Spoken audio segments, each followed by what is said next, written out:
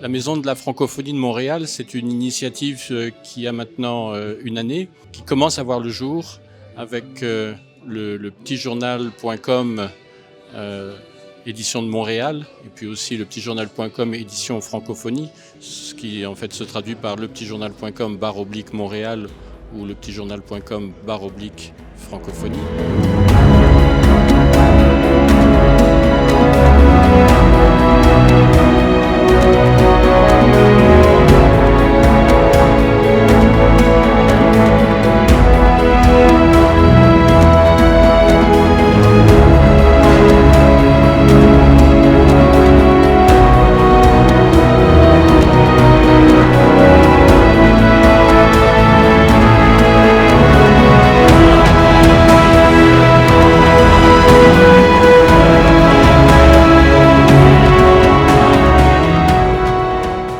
Une soixantaine de maisons de la francophonie dans le monde entier.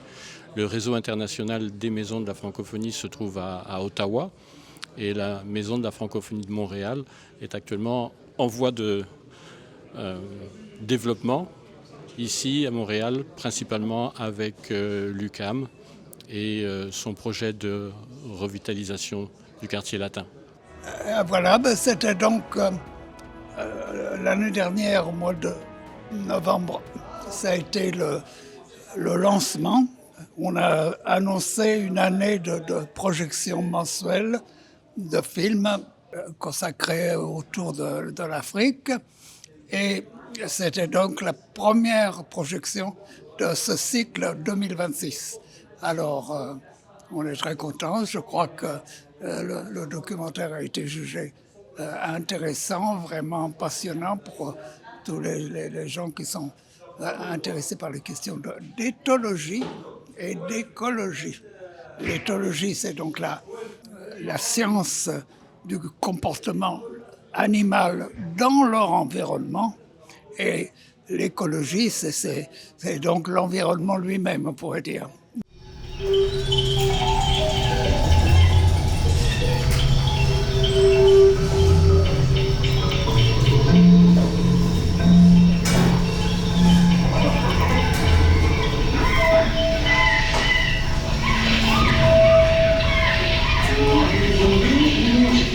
Nous vous avons présenté ce soir un film très intéressant qui nous rappelle l'importance de la communication entre nous, déjà les humains, mais aussi avec nos amis les animaux.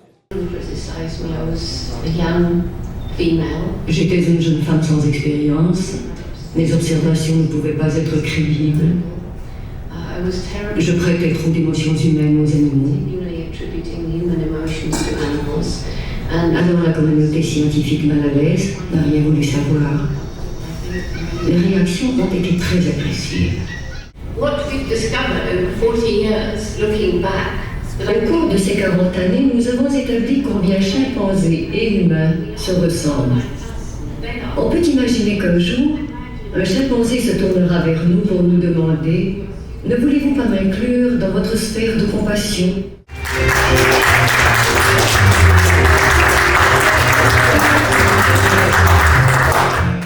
J'ai été honoré de cette invitation de Vue d'Afrique pour voir ce merveilleux film, hommage à Jeanne Goodall.